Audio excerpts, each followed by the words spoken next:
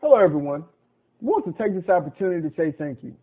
As you grow at the Golden Boot, so do our needs, but we cannot do it without you. We ask that you continue to like our posts, share our content, and subscribe to our YouTube, Facebook, and other social media platforms. You may also visit thegoldenboot.com for the latest merch. If you would like to make a financial donation, you can do so through Cash App at @GoldenBoot or through PayPal at paypal.me/GoldenBoot. We look forward to bringing you more laughs, knowledge, and entertainment. And again, thank you for your endless support. Sincerely and respectfully, the Golden Boot team. The views and opinions expressed in the Golden Boot podcast are those of the speaker and do not necessarily reflect the views or positions of the Golden Boot podcast as a whole. Y'all ready to get rolling? Quiet on the set.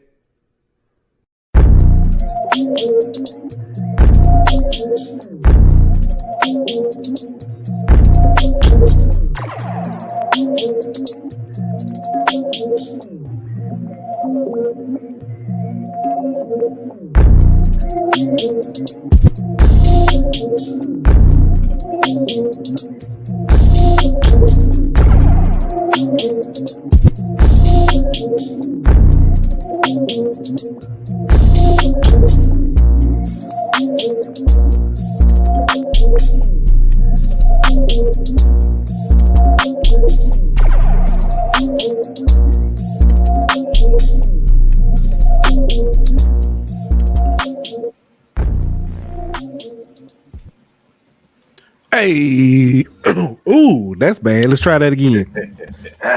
Hey, welcome back to the Golden Boot. It's your boy, Pooh Bear. Got my man Aunt Petty Murphy in the building. I see you put yourself on mute. Okay, I got you. Hey, what's good with you, man? How you doing? What's happening, bro? I'm good. How you doing? I'm good, man. I'm be honest with you. I'm a little salty. I'm a little bit salty. Yeah. What the issue? I ain't going home for Mardi Gras, man. I'm not going home for Mardi Gras this year, man. We got my family down there kicking it. They got the ball going on right now.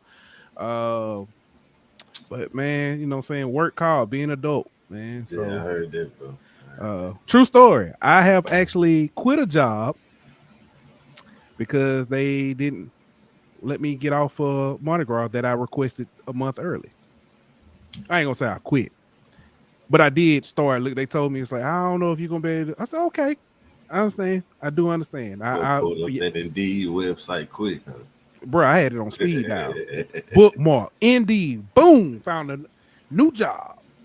And then when I went to my new job, I said, hey, just want to let y'all know, I celebrate two things: Mardi Gras and my anniversary. I will be out for those two things.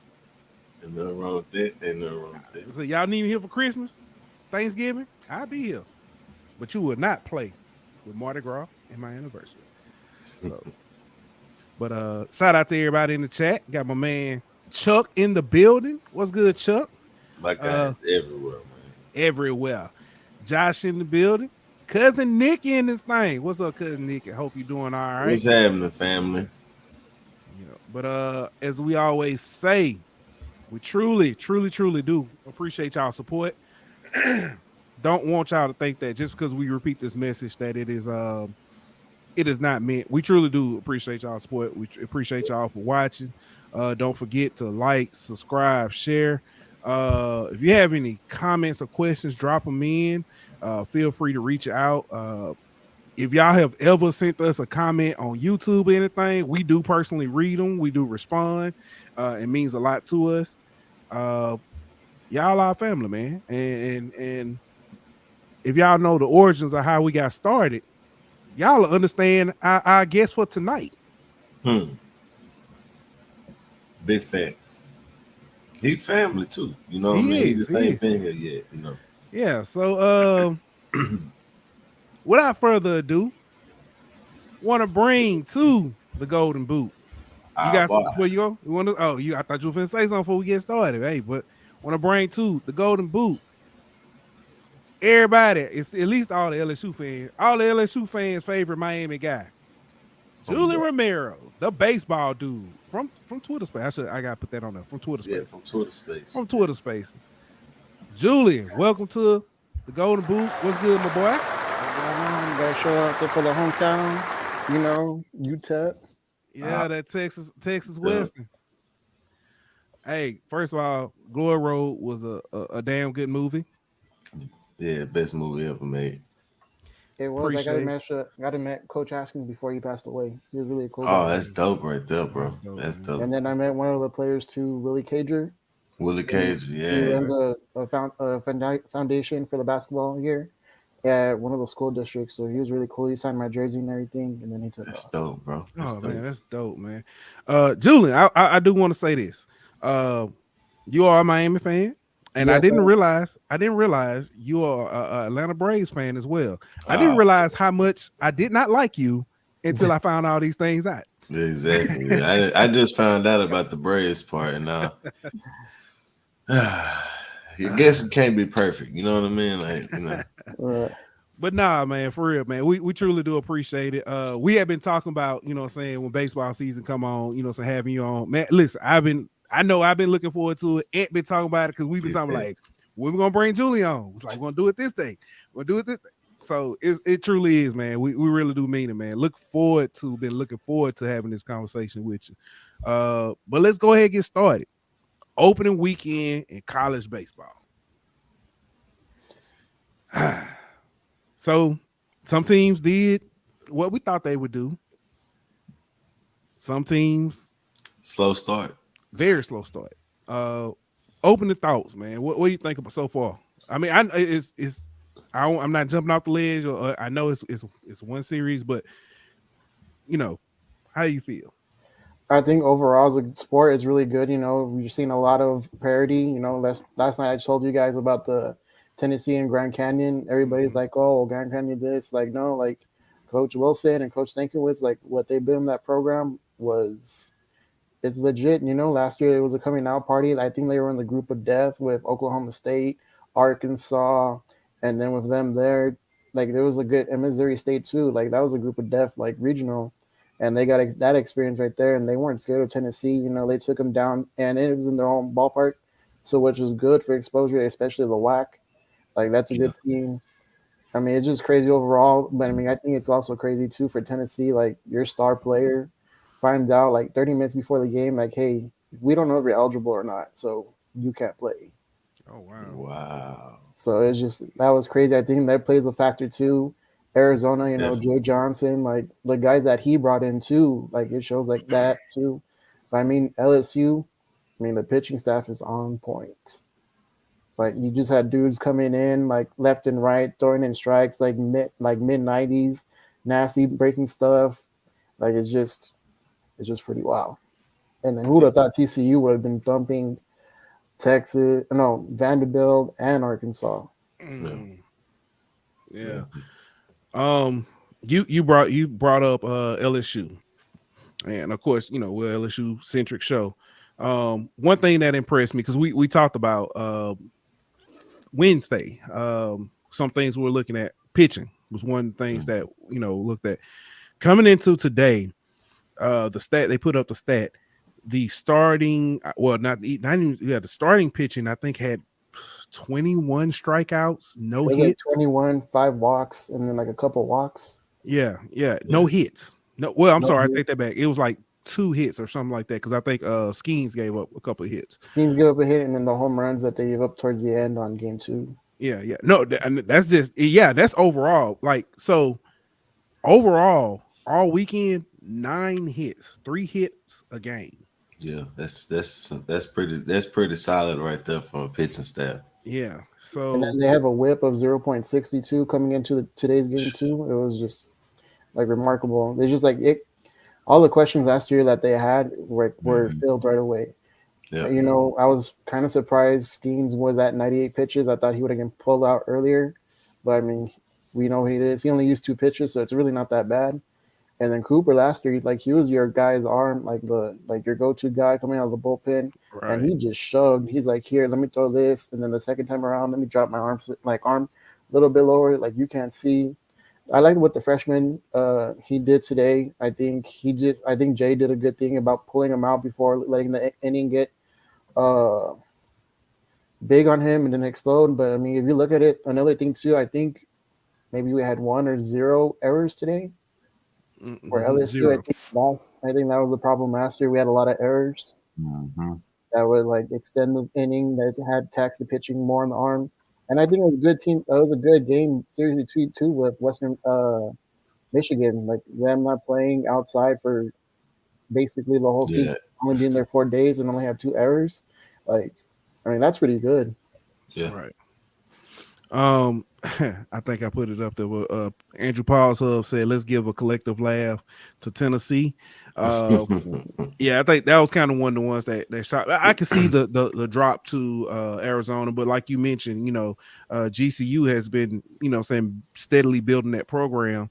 And baseball is one of those sports where it doesn't matter necessarily your overall size of your program, saying you always have a chance to win it, i.e. Stony Brook, i.e. Coastal Carolina. Yeah. Fresno State with Judge that 1 year. Yeah. Right. I mean, Rice was a powerhouse. Cal State Fullerton was a powerhouse. You know what I mean? I know I'm going back a little bit, but I'm just saying the size of the school don't really matter when it comes to baseball. No. And I think what you're seeing too is like with the COVID year, you're seeing a lot of guys coming back. And it's going to be like you're going to see some guys they may not pop, but they'll have like nasty stuff too. So that's going to help with a lot of veteran experience too, teaching these young guys too. I think that you saw that with a lot with Western Michigan this series. Yeah.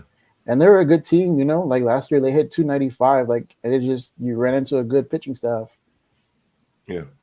It just shows how good LSU pitching staff is to hold a team like that to 9 hits in the series. Yeah. Yeah, I'm still just like it would be different because I can understand. I can see excuses like, well, hey, they haven't been outside. And when I say excuses, I'm not saying that they're making up excuses for why they lost. But Western Michigan not being outside, LSU being a bigger, saying they're supposed to do this. But what stands out to me, it's like, okay, I'll say this comparison. 2019 LSU when they played Georgia Southern to open the season football. That made the way LSU executed is what stood out to me more so of who they played. This pitching and how it executed is what stood out to me more than who they played. So that's it's giving me renewed confidence. The fielding, how smooth everything looked. Even when Thompson bobbled the ball, he didn't make an error, rush an error and try to throw it home. He threw the man out at first and gave up the run. Those are things that last year he was trying to throw the guy home, trying to be hero, and it just wasn't happening. Tommy Tanks goes down with a dislocated shoulder, and everything keeps moving. So that just speaks to the depth of the team, though. Yeah. Uh-oh. We lost our guy. Yeah, he'll be back. If he get a phone call or something like that, it'll drop. But yeah, man, it's just like. I think that speaks to the depth of the team, though. Like even when you're talking about the pitching staff, 9 runs over 3 games. You know what I mean? I mean 9 hits over 3 games. That just speaks to the amount of depth you got to be able to, keep it going from when the starters get into a groove, then the bullpen is able to come and keep it going. Instead, there's no drop off even when the bullpen gets into the game. So that just speaks to the way that Jay Johnson was able to kind of remake this roster, especially the pitching staff, and the job that the pitching coach Johnson has done, since he's been there. Yeah. I do want to give a shout out to Wes Johnson. Yeah, that's what I was. Yeah, I know. As you were saying, and the reason why I want to give him a shout out for exactly the reasons you mentioned, as well as we heard a lot about when we lost Taylor for the year with his arm. The first thing people said was, "Oh, that's Wes Johnson's MO." Everywhere he's gone, pitchers have gotten hurt and stuff like that. Blake Money, Matt Trent just talked about this on AYS Blake show. How Blake Money worked with Wes Johnson to change his mechanics and it gives him more control. All right, there you go. All right, so we were just talking about Julian Wes Johnson, and how he's kind of. I was kind of giving his flowers because a lot of people have dubbed him, I guess, almost like a pitcher killer. They blame all the injuries that we've seen before. Well, on his pitching staffs he's been a part of, they've always kind of blamed it on him. And then when Taylor went down this season earlier, a couple weeks ago, they blamed it on some people blamed it on him. But if, like I said, when you look at, and we're talking about this pitching staff, we're talking about the strikeouts, the no hits, the keeping the game in control. So when the starters leave, you've got to give credit to Wes Johnson for that. So. No, yeah, you do. I noticed a difference too. Like, as soon as everybody got brought in, it was first pitch strike. There's no control issues. Like, you didn't see the ball hitting the bull Durham or anything, or throwing over the backstop. Like, it was strike one, strike two, strike three. Like, yeah, there were some instances where they did work the count, but I mean, it was just bullets, bullets, bullets. And then that's something that's different too. That, I mean, on Blake's show, they're saying Tyler Floyd. I think Tyler Floyd's going to be your guy as the closer, just because that ball is moving. Like, lefties are having a hard time catching up to it. Like, I think he's your closer going in. And then you see Christian Lemille too. Like, a lot of people saying that he wasn't good at Vanderbilt. People forget. Like, he was a 17-year-old his freshman year going against grown men in the SEC. Yeah. So he's a little bit later. I think he finally got developed into his own body here with Wes Johnson, where, I mean, his stuff looked nasty. The fact that he threw the ball and he's already walking out because he knew he got that strikeout. Yeah.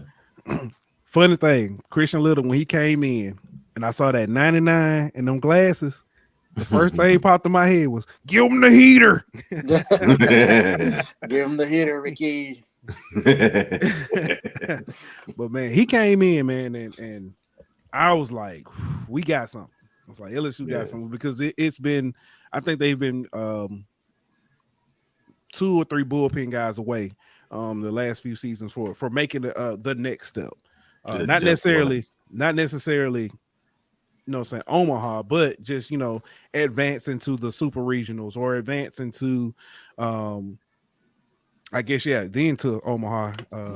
So, yeah. It's never been a talent thing. It's always been a depth thing. Mm-hmm. And I think we finally got the numbers we need, and that's why we're able to sustain a Taylor injury, or an injury along those type of lines, because we got the numbers now. Last year that would have killed us. Year before that it would have killed us, but now we got the numbers to sustain that. Yeah. Julian, quick question for you: what was your favorite matchup / series of this weekend? Honestly, I like the Arlington, where they have the tournament in Arlington with Texas, the Big 12 versus the SEC. That's pretty good. The first game, like I told you guys last week on the show, was Vandy and TCU. And that TCU put 11-4, put it on them, and then that was a wake up call for Vandy, because they put it on to Texas, and they put it on. Who did they play today? No, they played Texas today. They played Oklahoma State yesterday. They put it on them, but Oklahoma State came back. Those are power. You're gonna see probably this matchup again in Omaha too. Yeah. There's no. I like that. I think I was more interested in the Tennessee and the Grand Canyon one, just to see how they would stack up. Because personally, I followed the Grand Canyon a little bit more, and then just the fact that the WAC pitcher of the year, he was a starter and he didn't show up because he hurt his leg. Came out in the 7th inning, 7, 8, 9, shut him down to get that save, or get the win, actually. Pretty solid, yeah. Mm-hmm. So far, and I know it's early. I'm not trying to get ahead of ourselves. It's one series, but who looks the part so far? I think the freshmen do. You can tell those look like freshmen. Neil, he looks like a dude. He caught well behind the home plate. Didn't see any errors, no nothing. I also like Chase Jones. He's grown. He makes everybody look small. Yeah, he's like what 6'8", 6'9", something like that. Big boy, yeah. Yeah, jeez. Yeah. But he looked really good. Yeah. And you got one because this next one I was just finna ask him what teams do you think have, like, I know it's early and all that, but like what teams do you think kind of are who you thought they were, and what teams you think kind of might be a little overhyped? I think the teams who they think I am, or who I thought they are the LSU. They just projected, hey, like, coming into the season, you got the number one transfer portal. You got a good class, even though you didn't get Crawford, Romero, and some of the guys who got drafted in the pros, but you still got guys coming to your program. Hey, this is going to be the number one. We're going to be the number one team. And they played it like it. Yeah, yes, like I know fans like, oh, we didn't put 20 like how South Carolina and Florida did, but you played situation baseball this past week, like especially on Saturday. Like it was a close game. We had a leadoff double in the bottom of the eighth, and then instead of bunting, well, they didn't bunt, but I mean he had a sac fly. Jordan Thompson had a sac fly, or he moved him over to the third, and then we brought in the run. Like that's team situation. That's not selfish baseball. Like we're not gonna hit a home run or anything. And then just like that too, I think it's also good like to get these situations early in the season. I mean, you could try to prep yourself in practice as much as you can, but playing the game situation, it's really different, especially coming off the bat too. Yeah. And then the ones who I thought I struggled, it has to be my Miami Hurricanes. Like they're like they won the series, but their mentality is long ball. I think they only scored out of the runs that they scored this weekend. Only one of them was by non-home run. Everything else was the home run. Oh, wow. Yeah. So that was disappointing too. Their Friday night guy, he didn't start. He hadn't been a starter. He was a good relief bullpen guy. Didn't make it 3 innings. So that's a question mark too. Yeah. Did my boy play this weekend? Caden Martin. No, he didn't play this weekend. He didn't give it a pinch in at bat. Some people are calling him to play. That's T's son. T Martin's son. Yeah. To me, I think that like we're like LSU with Miami, they finally have the team that has depth this year. So this year it's kind of hard to like put everybody at the same time. Yeah, I get it. So, I mean, I think I would like to see him this midweek because the guy who played center, he didn't do too well, but I understand he was a transfer from Nevada. He hit 310. I think he was pressing too much. You got to, like, as Miami fans, like, there's a lot of criticism. Like, if you're not doing well, like, well, why is he playing? Why is this? Like, so eventually he put the pressure on himself, too. Like, just got to relax. It's only 3 games, so at the beginning of the season, but, we got to stay the course. Yeah. Yep. Something else that stood out this weekend, and it actually played a part in several games. The new rules that they put in to speed up the game with the pitch clock, the batter clock, the coaches clock, and stuff like that.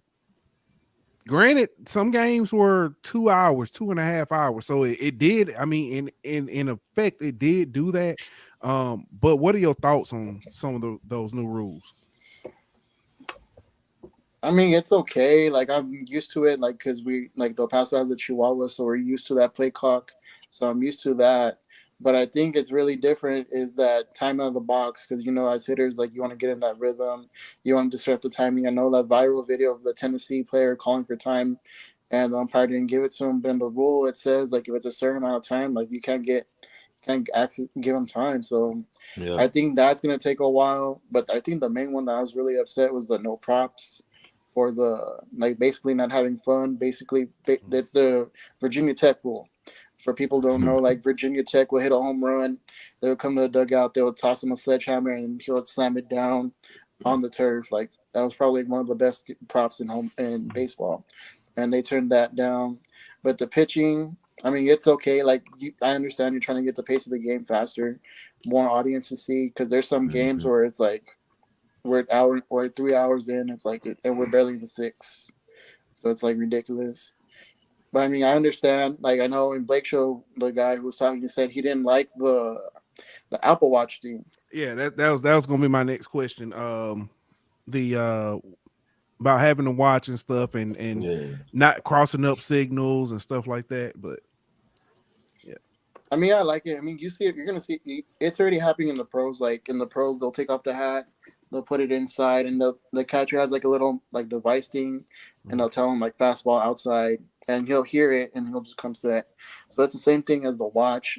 I think it's eliminating more cross ups instead of in key situations. You may get nervous, forget the signs, and I'm just gonna throw this pitch, and you throw it down the middle, and particularly lose the game. So there's no more cross ups, and then I know that there's some people who don't like it, but I mean, teams have been doing it before. Like Miami a couple years ago, they had like the play sheets, like in the football, like where it tells you like the plays. They'll have it in system, so like the pitching coach will go like 1-4-4. He'll look down, it's like change up away, and then he'll go on the mound and he'll pitch. Like teams have been doing it. It's just eventually everybody's cutting on. I know Vanderbilt did it last year with the Apple Watch, and everyone's like, "Oh, they're cheating, and then they're like, "No, like this is what they're doing." I didn't realize Vander was doing it last year. Mm-hmm. They had it on their glove side. Okay. Going forward, what's some of your let me ask, when you're looking at teams and stuff and kind of evaluating them and stuff, what are some things you look at? I think they look at how they like the strength of the schedule. I know some midweek there's some teams you don't have the ability to play a good midweek game like how Texas does. Like you could play Texas State, Texas A&M. You could travel to Houston, Texas, Corpus Christi, or UTV, Permian Basin. Well, that's a D2, but they don't have that as in some schools in some areas, especially like in California. You could play your midweek game as Cal State Fullerton, as USC or UCLA. So I look at that. I want to see how they do. I mean, I want to see how they do non-conference. Non-conference is basically a rehearsal for your conference because there's some I know we missed like in football we say like, oh, it's only SEC and everyone else, but in baseball it's everybody else except for the Big Ten. If we're being honest, yeah, because the Pac-12 is deep this year. The Big 12 is deep. You have Tier 1, Tier 2 teams. ACC is pretty deep this year. SEC is always going to be deep.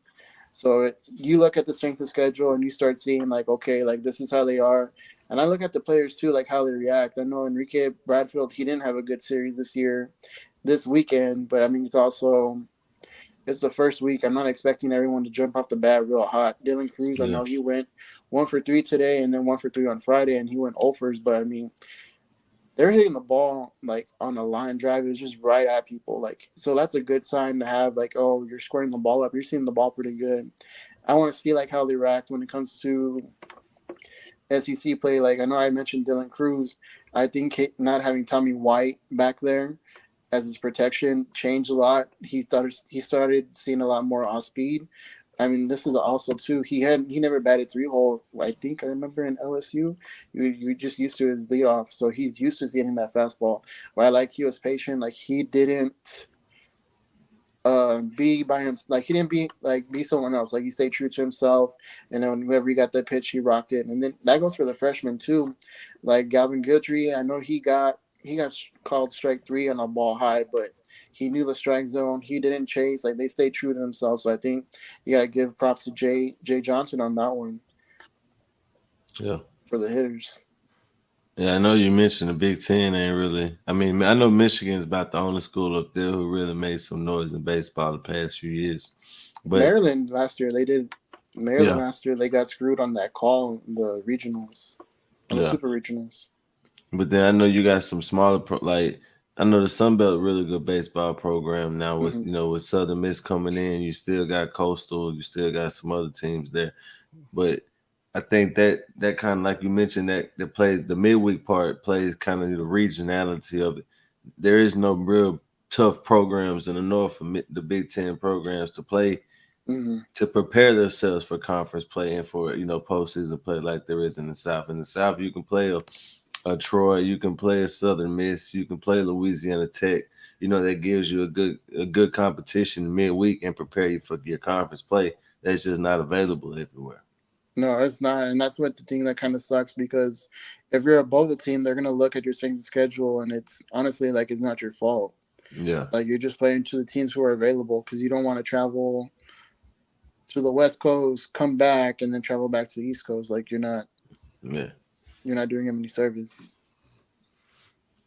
All right. Well, Julian, man, listen. I gotta figure out. We gotta figure out when we're gonna bring you back, man. Because this is gonna be 56 games. 56, yes, 3 down.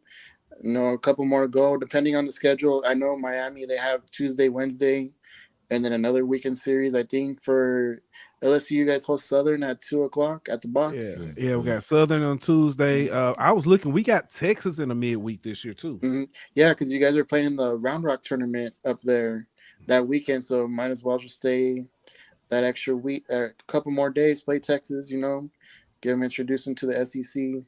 I mean, they already got welcomed already, and they got baptized, and it wasn't pretty for them. No, I'm pretty sure they're going to be a different team. Oklahoma struggled too. I'm pretty sure, like right now, the way how you start doesn't matter; is the way how you finish. A good example of that is Ole Miss. They started off really hot. They struggled during the season, and then once they got their boys healthy, they just took over from that. I mean, that's like you say, you just got to make it to the dance. Mm-hmm. Once you get there, anything can happen. All right. But last question. Who started slow that you think has a really good chance of bouncing back? I think Tennessee, because their pitchers, they did pretty well. Like there's some hits that were like, they didn't give up like really like deep bomb hits. Like there was like check swings that just fell in. For those like who don't know, like they played Arizona at a spring training field, so that ballpark is gonna be a lot bigger, a lot more tracking down of the balls. Mm-hmm. Some balls that should have been caught. Also, too, like not having your shortstop, you've been in that routine, like he's gonna be your guy, and then to find out like the day of the game, hey, he's not gonna play. So I know Tony Vautel, his head was going crazy, trying to find out like who's gonna replace him. Because that messes like up the whole thing. But I think once him being back there, I think he'll be all right. Like they'll be all right. But I mean, you're scared. Like LSU, Tennessee, and Texas A&M. Like the opening weekend for the SEC, like those 3 weeks, like that's death row right there. Like, yeah. I need to talk to who planned that. Like, what happened? Yeah, I was looking at that. I think was that. Here we might have been talking about it in like a group, but yeah, I was looking at the first 3 series for LSU. It is actually the first 4, technically, if you want to look at it. So you got Texas A&M, Arkansas, Tennessee, South Carolina. And South Carolina's been they did damage today. They got a transfer, Tristan well, his name is Costas. His older brother plays for the Red Sox. He was at Vandy. He was supposed to be a big piece this year, and then I didn't know he transferred to South Carolina. He's been doing pretty well. Yeah. All right. Well, Julian, listen, we're gonna figure it out, but you'll be back. We'll definitely be back, man. Break down some more baseball, man. People don't think we talk baseball, man. Think we don't know what we talking about. So no, we do, especially during the Twitter Spaces. It's don't get me. No. Hey, I know. Go ahead. Nah, go ahead. I was gonna say, somebody brought this up, and I forgot about it. Somebody in Twitter Spaces was talking a little, saying a little spice about the LSU baseball team. Was saying that they don't think they was gonna be this good, and that we was overhyping them. Said, and the premise behind it was we don't even know who the second baseman is. Well, we got 3 of them. And all 3 of them look like they play. Yeah, look like they can play pretty good. So, and also the fact too, all 3 of your catchers play. I mean, I know Jones, he didn't catch, but he was in the starting lineup. Like that shows the depth. Like, hey, you could play. And I think Gavin Dugas, man, that's a dude right there. Like, that's a Swiss Army knife. Like, if you want to give someone a break, like, hey, take the night off, Dugas, like, do your thing. There's a reason why he wears 8. Yeah. Hey, it's funny. I wasn't gonna say no names, but the person he was DK. The person was DK was the person going back and forth with him, and he we'll leave it at that. All right, man. Julian is out. Appreciate you, bro. Appreciate you. I know. We're gonna bring Julian back whenever Major League Baseball about to kick off. Oh, that is a good one. Yeah, we talk about how the Cardinals gonna tie up. They might win the Central, but that's about it. We gonna do some things. We gonna do some things. Oh, MLB Network on Friday is hosting the HBU tournament, the Andre Hawk series. I forgot. It's FAMU, Jackson State, Grambling, and I forgot another team. Alabama State. Or Alabama A&M. They're hosting. I didn't know it was another classic. I know they did the Cactus Jack this past weekend. Yeah. They did the Cactus Jack. They did the Cactus Jack and another one, the Andre Dawson one. So okay. That's what's up, man. Appreciate you. All right, ladies and gentlemen. Go, you know what I'm saying? Go check them out. Max Julian _2. That's right. That's right. Yeah, on Twitter. I don't know if he posts much, but if you catch him in Twitter spaces, man, this man know everything about everything, especially when it comes to baseball. He might have bad taste in teams, but but you know everything about everything. And Julian, man, we do appreciate you. We'll be having you back soon, man. Ladies and gentlemen, appreciate you. Our good man, Julian, the baseball dude. Thanks for having me on, guys. Yeah. Yes, sir. That's my dude right there, man. Julian. Bro. I've been looking forward to that. That dude know his stuff, man. I didn't know he was a Braves fan. I kind of hurt my heart, though, man. Okay. Before I got married, before I got married, I was out and I saw this young lady. I mean, beautiful. I was like, man. And I was gonna speak to her, and I looked, and she had her nails done, and one was houndstooth and had that A on it. I left the store. I'm good. What you know what they say on the memes? She a 9, but she an Alabama fan. No, I'm good. I can't do it. And now somebody was like, why you ain't talk to her? I said, she's an Alabama fan. That means she gonna think she right about everything. She gonna think she can't lose an argument. I'm good. And married an Auburn fan. Married an Auburn fan. I mean, I got a fighting chance with that. So all right, let's talk a little football, man. The Carolina Panthers hired Thomas Brown as their OC. He was the associate head coach somewhere. I forgot just that fast. But that's not even the biggest one. I don't know if that matters much. Oh, he was at the Rams. Yeah, he was the Rams like associate head coach. Yeah. The one that's the biggest one, Eric Bieniemy to the Commanders. Mm-hmm. Mixed reactions on Twitter. First thing happened. Hey, why is he leaving Kansas City? Eric Bieniemy can't coach. There's a reason why he has been a head coach. That's all I've been saying on Twitter. Well, I mean, the reason why he's leaving Kansas City is because he wants to become a head coach. And it's pretty apparent that him being the offensive coordinator for Andy Reid isn't enough for him to become the head coach like it was for Matt Nagy or Doug Peterson, who were previously offensive coordinators for Andy Reid in that same system. So while I don't really like the move, I understand why he did it. Right. And I know a lot of people were saying, why doesn't he just stick around in Kansas City? You know what I mean? He can get the job just like Ty Bowles got the job when Bruce Arians retired. Mm-hmm. But first of all, there's no guarantee that Veach, the general manager, and the owners would want that to be the case. And number two, who knows how long that'll take? Who knows how long Andy Reid, is going to be around? He might be here for 3-4 more years coaching.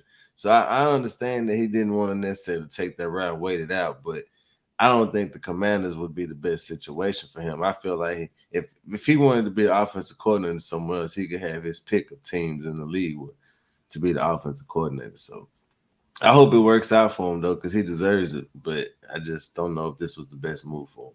Right. There are a few things that we know to be true about this league. But first, before I go there, let me say this. It has been said that he does not interview well. I can believe that. That's fair to say. It could be said that he may not have the managerial skills or something like that. Okay, you know what? That's fair. I can, you know what? I'll give you the benefit of doubt on that. And you also got the stuff that happened when he was in college that's brought up against him also. Okay, I'll give you that. Another reason why they say he's leaving Kansas City, said him and Patrick Mahomes don't get along. That's fair, understandable. But something that we do know about the league has given less qualified the league a chance. The league has also given terrible coaches multiple chances. That's true. I don't see why there's any reason that he has not at least been given a chance to be a head coach somewhere. Deshaun Watson, this may not, and this is not necessarily the hill I want to down. But Deshaun Watson wanted him as head coach in Houston. I don't think that was cool. Maybe I shouldn't have went there, but still, you know what I'm saying? I do know that he is not the only, you know what I'm saying, player that who has asked for or vouched for Eric Bieniemy to, you know what I'm saying, be given a shot. I just there have been less qualified coaches. That's facts. I mean, multiple chances. I mean, yeah, the Saints got one right now who was given a second chance who probably didn't deserve it. But I mean, I don't disagree with that. However, but I think to your point, that's why he's doing what he's doing. You know what I mean? It's exactly. He's you know what I mean? He's got to do twice as much with half as less. You know what I mean? To show that he's worthy of a job. But my issue isn't necessarily with him leaving; it's where he decided to go. I get you. Ain't no quarterback over there, bro. Like that's not a great situation to go. Like they got weapons. They got, yeah. I mean, who they finna go get? I mean, that's a good question. You know what I mean? Like at this point, Andy Dalton. Stop it. Jameis Winston. I don't know. Stop it. Like they might trade up and try to get a CJ or somebody in the draft, CJ Stroud or something. You know what I mean? Like I don't know. I just don't know. Like I felt like he could have went to a better situation, but yeah. I wish him the best though. Let me say this, and when you say better situation, I do want to say this. The franchise, the Commanders franchise is terribly ran. That's a nicer way than what I was going to say. I'll just say that. I'll say it like you just said it. They are a terrible garbage pail of a franchise. Ron Rivera and things he has done, or the person he is, I think he's fighting an uphill battle, but I think he is trying to improve what they are. I think working with him is a plus for Eric Bieniemy. The reason I say that, our Black History fact for tomorrow is going to be another example of that. Yeah, I mean, I'm not disagreeing with your point on that. Like, I get from a head coaching standpoint, I get that it's a good situation, but you just left a good situation from a head coach standpoint. You know what I mean? Andy Reid is but you top didn't have 3. an option. You have an option to grow there. There's no there. I mean, I'm not disagreeing with that, but what I'm saying is you could have went somewhere else with a better foundation for you offensively. Yeah, I get what you're saying, but who's looking for an offensive coordinator right now?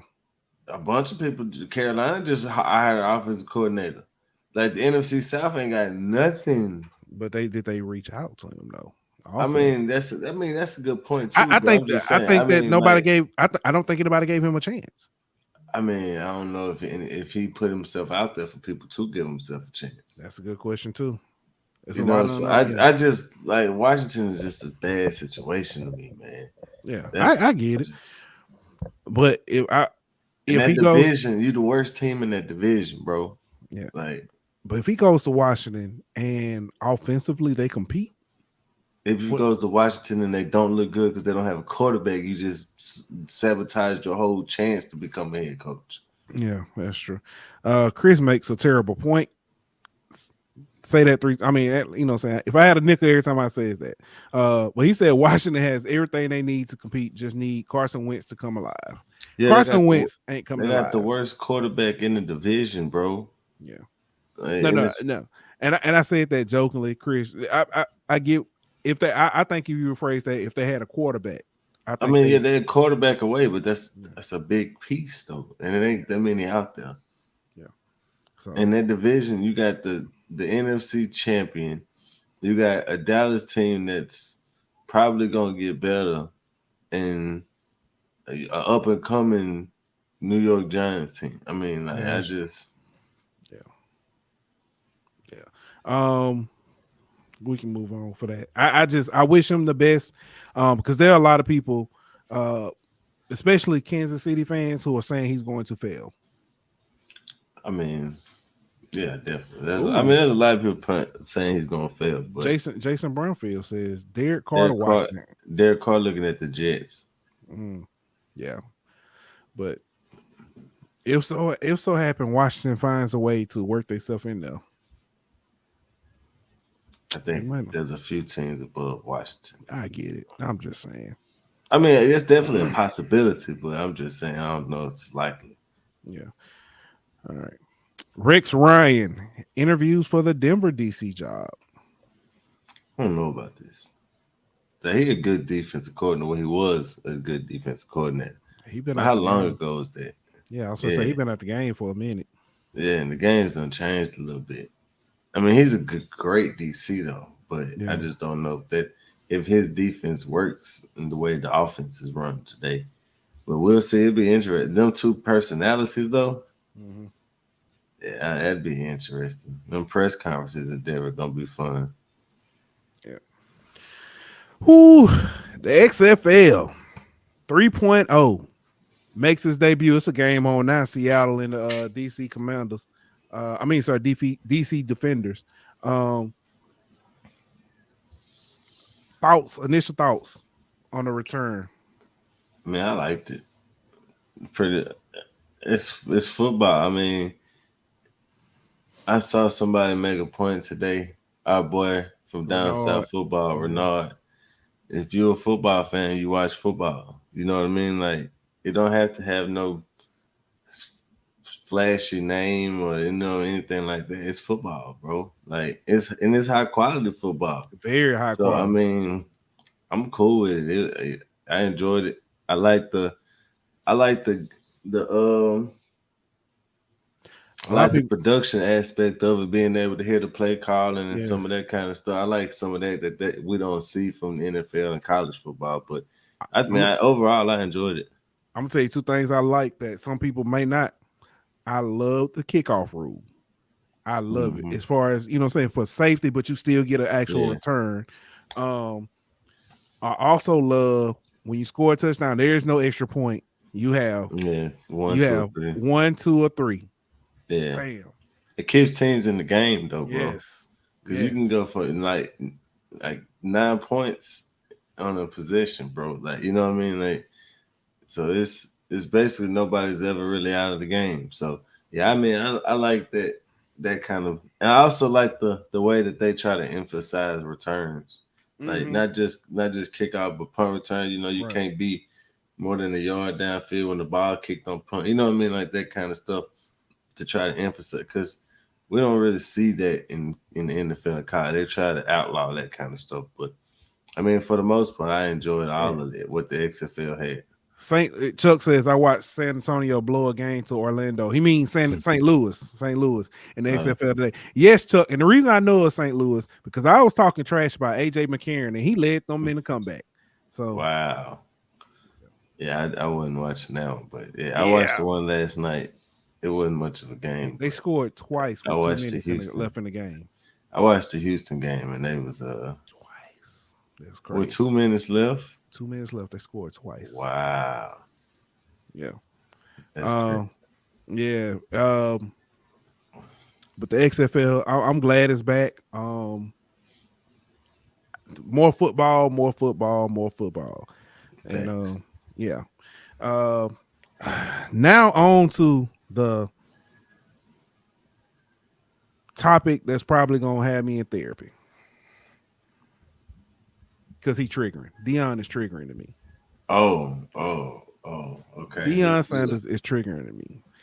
Deion Sanders comes out and I don't know who he was talking to. Hold on. Does it really matter? It don't matter who he was talking to, but Deion Sanders comes out and says he has criteria for picking a quarterback. He wants a quarterback that comes from a 2-parent household, mom and daddy.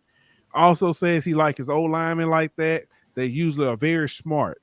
Then he says his D lineman, he want to come from a single parent household with a single mama, because they can get out the mud, they can grind. Deion.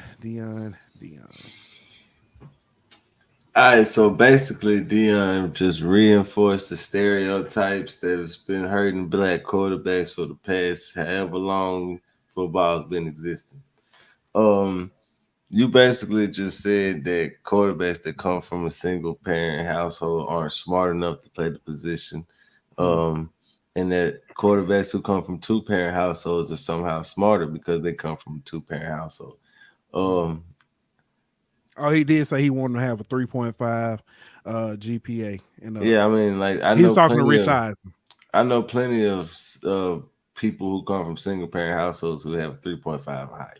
So, yeah. I mean, being from a single parent household doesn't exclude you from being able to attain a 3.5. But, I mean, not to be one to be all in his business, but what kind of household did his son come from? I mean, in his parents' divorce. So, I mean, wouldn't that be a single parent household, either one way or the other? But looks pretty single to me. I'm just like, I just don't understand the reasoning for this and the unnecessarily bashing quarterbacks who come from single, or just players in general who come from single parent house. It's kind of sad and ridiculous from someone who claimed to be trying to break those stereotypes. So when I say it's triggering, the things he says, the constant shade thrown at Jackson State, the city of Jackson, HBCUs as a whole. You came in, and I'll say this: he came in, tried to play the savior role. I guess he decided that God called him to increase his 10%. So he sent him to a higher paying job. Deion makes statements like this, does nothing but hurt Black community. Yep. As you say, because it's very stereotypical. There are plenty of non-melanated members in this world who aren't in a 2-parent household.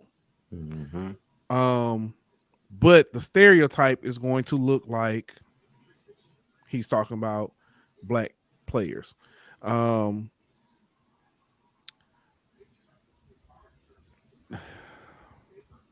Malcolm X said, whenever they want to refute something a Black man says, they're going to try out somebody else to say something different, another Black man to say something different. The biggest problem with what Deion said here, guess what news cycle picked this up, or what news coverage picked this up? It wasn't on ESPN, or I hadn't seen it on ESPN. He did this now. He did this. It was with NFL Network. This was the article was pulled from Fox News. I'm not here to try to be political with you guys, but when you we have constantly seen, especially of late, news media, since certain ones, and I don't care if you want to say CNN, if you want to say Fox, if you want to say MSNBC, they have preached an agenda. They have pushed agendas on both sides. So I'm not even trying to go there and say, this, that, but it is funny that this article was picked up by Fox News. So now you came to help the black community and you pushing out this poison, and this is who picks it up. So that dude is triggering to me. Very triggering. I'm tired of him, honestly, bro. I am extremely tired of him. I have a great comparison. I'm not going to do it on this show. Holla at me on Twitter Spaces. But we can move on. Basketball. The men's top 16 seeds have been it was a preview. Bracket preview has been announced. What stood out to you? What was LSU on there? Carter laugh. But honestly, what stood out to me was the fact that they had Arizona ranked higher than UCLA, even though UCLA is currently ranked higher than Arizona in the polls. Alabama being on 1 seed, not really, Big 12 having like 6 teams in the top 16, something like that. It's pretty, it's pretty impressive. That shows the strength of that conference. Gonzaga being a 4 seed, kind of shocking. But they have been very impressive this year to me. But yeah, I mean, for the most part, it's kind of what I thought it would be. Just swap around a couple teams at the top, pretty much like Arizona and UCLA. But other than that, it was pretty solid. Yeah, Alabama is number 1 overall seed. Yeah. Alabama is really good. They're the best team in the country right now. I tried to hate on them. I say right now, but they're the best team in the country this year. Nate Oates, when they first got picked him up, I was like, yeah, Duke coach. Nate Oates is that dude. But he was able to recruit this shit up, man. They've always had good guard play since he's been there. But They finally got a big man to get to be that rim protector and force inside that they've needed. And they got a guy who's probably going to be the first college player taken in the draft, Brandon Miller. You know what I mean? So you have that elite wing player that can take over a game. You have great guard play, but you got that rim protector inside. So you really got, elite play from every level. So they one of the deepest teams in the country, and they really one of the most talented. So they're the best team in the country. Yeah. I know Alabama is good. Kentucky fans are starting to say that they Alabama their favorite basketball school. Oh man. That's what that's what they used to do. Alabama football season, they'd be Alabama fans. And then Kentucky fans and Kentucky fans during basketball season. Yeah. So. Yeah. Well, Kentucky might not make the tournament this year. I said that earlier this year. But I mean, no, what's crazy is you might have Kentucky, North Carolina, and possibly Duke all not making it. Duke look like they're gonna get in, but right now North Carolina and Kentucky are like first 4 out. I mean, so they could play their way in. Still enough time for them to play their way in, especially if they have good performances in their conference tournaments. Right. But as of right now, Blue Bloods not in. But you got a resurgence of some Blue Bloods because you got Kansas. You got Arizona coming back. I mean, Kansas they're defending national champions, but you got Arizona, UCLA. They've been kind of making their resurgence past few years. But Indiana just got their first Big Ten championship since 1980, like 1983 or something like that. It's been a long time. So they kind of Mike Woodson, former NBA coach, been there a few years. They got one of the best players in the country, Trace Davis. So I don't know, man. It's gonna be kind of interesting to see how the stretch run plays out. Yeah. LSU men's basketball. I brought them up jokingly. Suffered a 13th straight loss yesterday. I don't know, bro. It's too many. They ain't winning another game most likely. That game against South Carolina got out of hand quickly. It should not have. It's inexcusable. I don't know what to say. I'm looking forward to seeing the bounce back next year. Because at this point you've got to start coaching for next year. Yep. So, but who did bounce back this week? Kim Mulkey and them Lady Tigers. They failed last week. It seemed like the Super Bowl was a month ago, and it was just last week. And that was also the big game with South Carolina. LSU won 2 games again this week, beating Ole Miss, and then today beating Florida. Ole Miss took South Carolina to overtime today.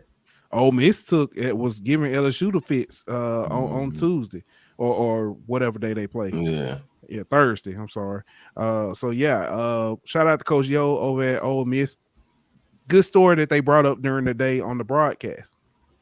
The coach Starkey, I think.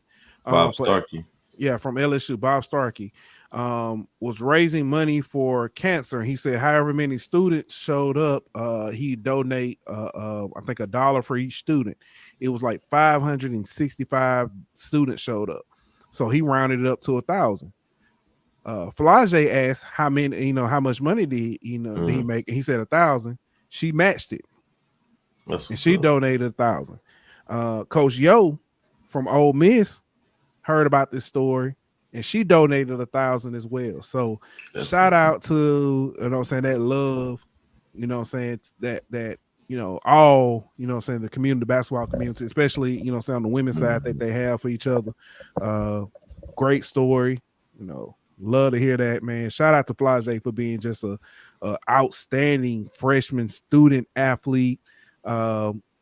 In everything she does, man. Her mom posted on Twitter because she was at softball game, and Angel Reese was like, I didn't know you like softball. Her mom was like, she used to play baseball. Yeah. So, she said led them to 2 state championships. So I mean, Michaela Williams played softball too. She was about to go to college on softball scholarship till she decided to play basketball. So man, yeah, she could.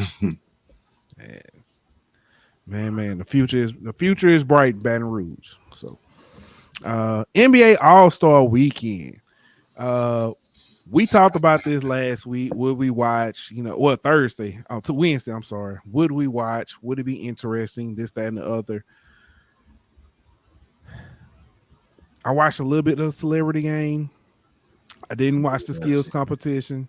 I watched the skills competition. It was. I didn't watch it only because I was watching the baseball game, UFC, and I watched UFC, baseball game, and softball. So, which we're gonna get to. He ain't missing much. Yeah. The 3-point contest though. Shout out Dame Dollar. Yeah. So Dame Lillard. That was dope. The Weber State salute with rocking the jersey. That was pretty dope. I liked that. Homage.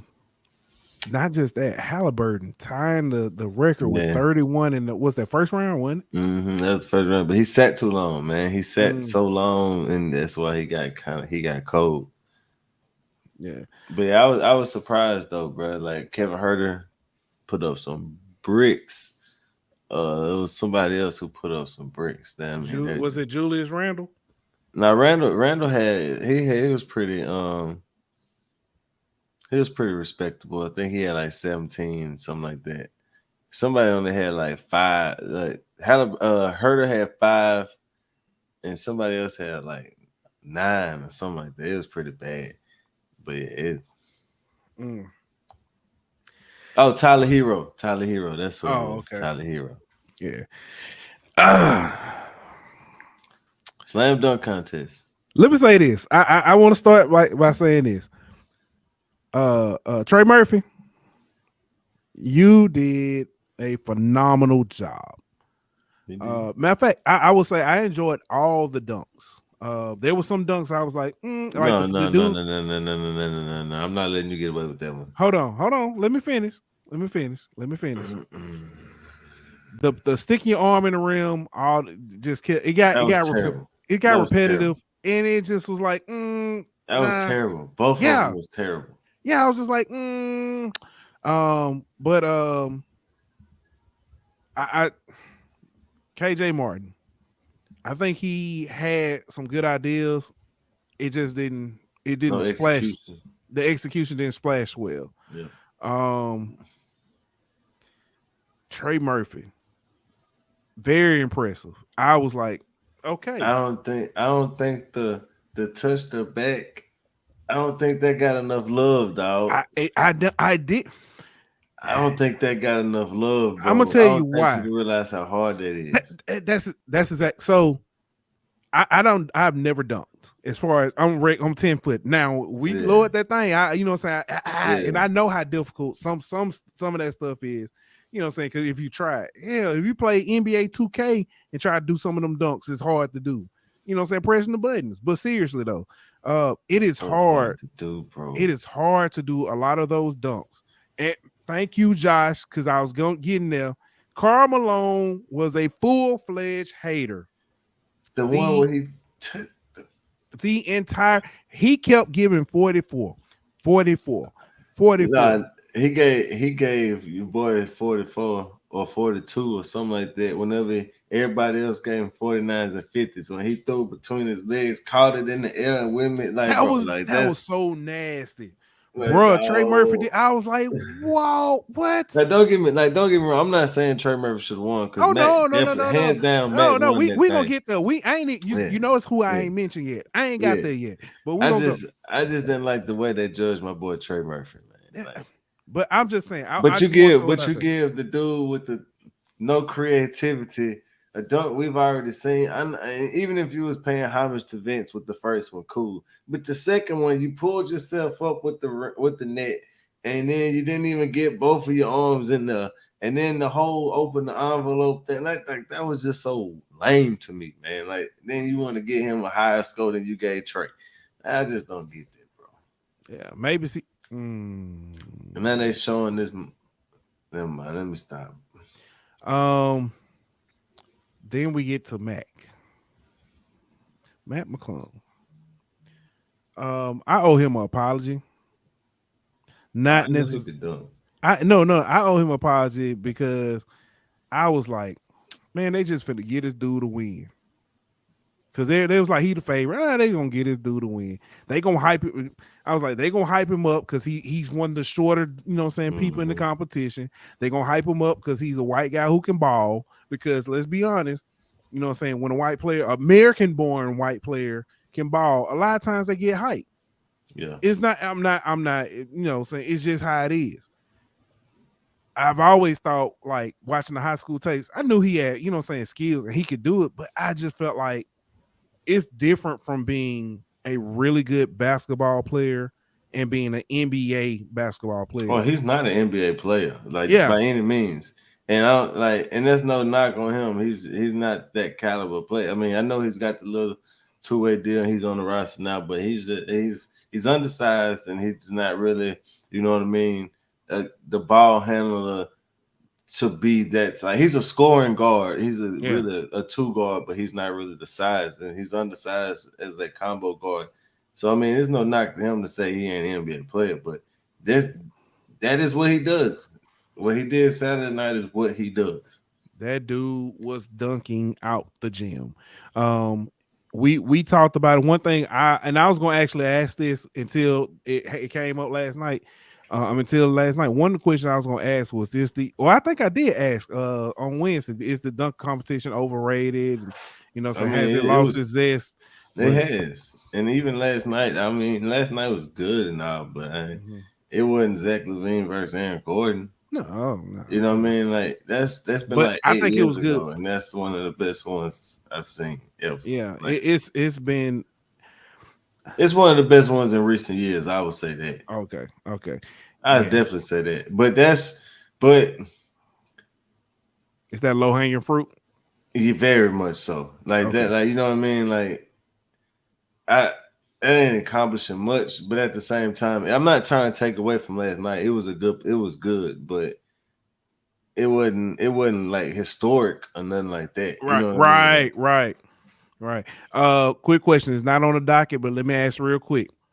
If you can take, we'll say 4. Current players? No. All time? All time dunk contest? All right, that's pretty simple. All right, give me Vince. Mm-hmm. Give me Julius Irvin, Dr. J. Okay. Yeah, give me Dominique. This last one where it gets tough. Because Zach LaVine is one of the best dunkers I've ever seen in my life. Okay. But like Jordan is going obviously like people gonna want to see him too. So I don't know. I ain't never see Jordan in dunk contest, so give me Zach LaVine. Me either. Who you got? I'm finna tell you, I ain't see this one of these people or 2 of these in the dunk contest either. But when I throw this out there, give me Dominique Wilkins. Yeah. Give me Nate Robinson. Oh, okay. See, he kind of overrated to me, but give me Braun.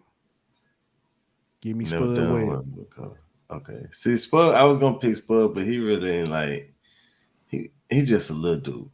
But like, see, Nate Robinson is overrated to me because one of the ones he won, I feel like he stole from Andre Iguodala. Okay.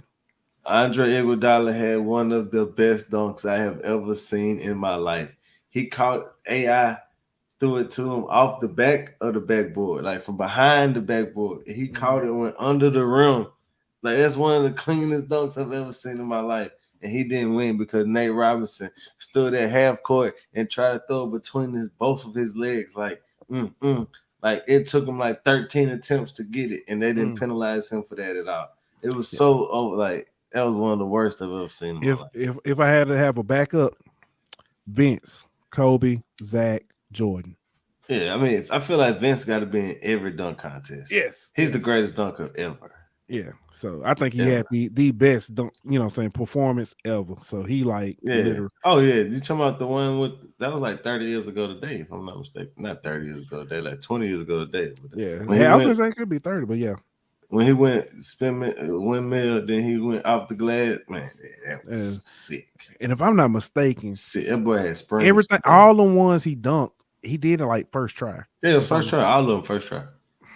All right, that's what made Trey Murphy so clean last night, and Matt. Both of them, all of them first try. Yeah. Boxing. Let's talk a little boxing real quick.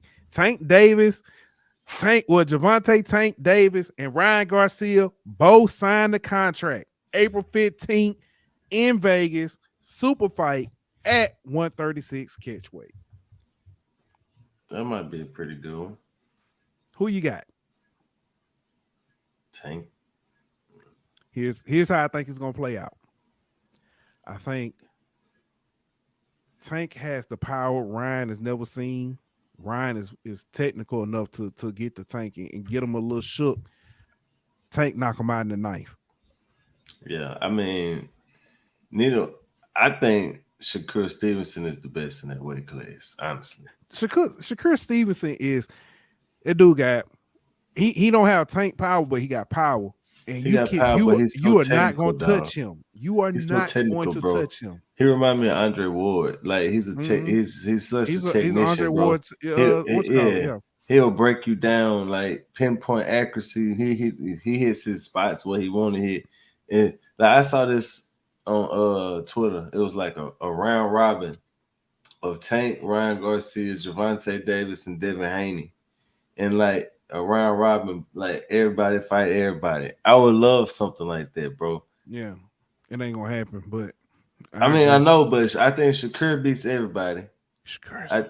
I think Devin Haney beats everybody not named Shakur, and then I think Javante would beat Ryan. I mean, I think Ryan Garcia is the. I mean, he's not bad by any means. I just think he's the worst of those four. Yeah, he's the worst of those four. I mean, it's just honestly, people say boxing is dead. I think the heavyweight division isn't what people want it to be. But I mean, when you look at this division game right here, yeah, it's some names. And like, we didn't even mention Teofimo and you know what I mean, and Lomachenko and some of these some of these names. Yeah, I just want to see somebody catch Logan Paul because I want him to fight a real boxer. Well, Fury is supposed to fight him, but I don't think that's gonna happen. Little Fury, not Tyson Fury, the little brother. Yeah. But I don't know. I mean, how much of Tyson Fury and Usyk supposed to be fighting too? Yeah. So, but I don't know how that's gonna turn out. But speaking of, while we're on this fighting thing, UFC, John Jones in 2 weeks, March 4th. Yes. I will. He fighting Gagne, right? Yeah, Sarah Gane.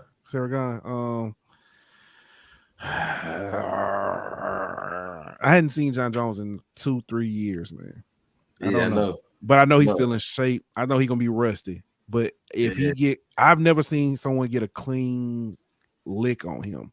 And when he has gotten hit, he's gotten rocked. He survived. Gane is a good wrestler though, so I mean, that's one thing. That's one John thing Jones, I do know. You do not want to necessarily wrestle with John Jones, so that's gonna be interesting. It's gonna be a good one. Then 2 weeks after that, you got Usman Edwards rematch. Usman is going to. So Edwards, and I say this with all due respect. He got lucky, bro. He got a look. He set it up because he was trying. He was trying that shot. He was trying that shot all match. The problem, when I say he got lucky in the sense that it was the one time that Usman dropped his guard and he hit him and didn't retreat. I mean, and didn't advance. He was the one time he was kind of retreating and kind of just trying to let the time run out. So I ain't gonna say it was like he trained for that opportunity and stuff. Right. So you know what I mean. He just struck it whenever the opportunity was there. But I don't think that if they fight again, I don't think that's gonna be the result. But 2 weeks after that fight, you got Pereira and Adesanya Part 2. I think Pereira gonna get him again. I don't know, dog, because I feel like it's the same thing with Izzy that happened. But the only difference is Pereira has beaten Izzy before. Exactly. So it's a mind thing. But I don't know, bro. I feel like it's the same thing that happened with Usman and Edwards. Izzy slipped up at the last, you know what I mean, gave him that one opportunity. But either way it goes, the UFC is about to be heavy. And I mean, that's not all of them. I mean, you still got Yan, you got Holloway, you got some other names fighting them in the meantime. I do. Is Yan gonna fight Aljamain Sterling again? Is that a part 3 coming? No, it's Yan versus the Vili. Okay, however you say that. Because I think the last time when it Yan who fought it might not be Yan. It was Yan who fought Sterling, but Sterling beat him again after that. Yeah, so that's what I'm saying. So I think because a lot of people was like, Yan gonna get him. You know what I'm saying? The only reason why he lost was because of the technicality. Aljamain came out. Yeah, Aljamain came out with a game plan, and I think what I'm looking forward to is the next time Jamal Hill fight and defend that title. Yeah, that's what I'm looking forward to because that dude gonna be ready. All right, listen, we finna talk some golf. Talk a little golf. But we ain't gonna talk about the match, man. I don't care. I don't know who won, man. I don't even care. But listen, Tiger Woods. I know Tiger made the cut. That's all I know and care about. Yeah, he did make the cut. But I think I ain't gonna say barely, but he did barely make it. He was +1, but Thursday, Tiger outdrove Justin Thomas and kind of a little, pranking him, messing with him. He pulled a tampon out and gave it to Justin Thomas, joking with him. It was seen as a joke by a lot, by meaning, but people did come out, and give him some backlash. He later apologized. You can't do that, man. You can't do that, bro. Not in this day and age. Not, like you can't equate being weaker or being anything like that with being female or being a woman, bro. You can't. I mean, you just this day and age, that ain't the climate for it, bro. and he know that, bro. And I understand he probably didn't mean no harm in that, but it ain't like Dan used to say perception. You know what I mean? And the perception of it is that you're equating him being weak with being more woman or being more feminine. So it just what is he? But my bad, I'm watching the All-Star game. But it's funny. I got XFL on, so I'm gonna switch to the All-Star game. But you just can't do that this day and age, man. Yeah. All right, man. You about ready? Yeah, let's do it. It's that time. All right, let's go.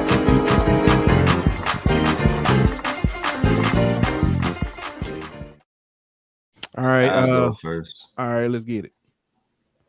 All right, so I want to call down everybody who play basketball, fan of basketball, attends basketball games, especially high school basketball. So over this year, in the past couple of years, we've seen a rise in the number of brawls at high school basketball games, and it's gotten to the point now that where teams are losing they're getting their seasons canceled because of all the amount of brawls we're having and the severity of some of the brawls. Just this past week in Louisiana, Zachary, two-time defending state champions, and Liberty High School both had the rest of their season canceled because of the brawl that was occurred between the two schools.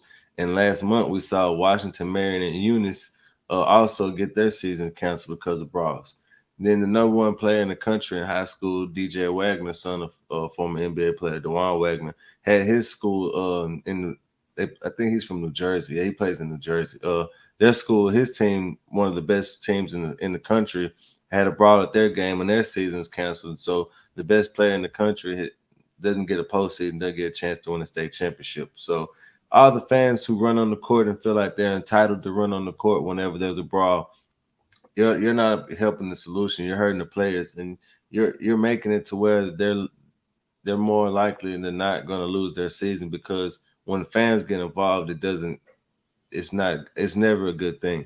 I mean, it's one thing that the players get involved, but it's more understandable for the players to do it. I'm not saying it's right, but it's understandable. This tensions are high. It's a contact sport. This things like that have happened since beginning of basketball. But whenever fans feel like they're inclined to get involved, or they feel like they have a right to get involved, it never makes the situation good, and it ends up more than not with the end of the season for somebody. So I hate it for the seniors on their team who don't get a chance to defend their state championship, for Zachary and for Liberty and all those other schools involved who don't get a chance to to play out their season, especially the seniors. But sometimes that's what happens whenever you don't follow the rules, and it's a lesson that they got to learn, but I hate it for them.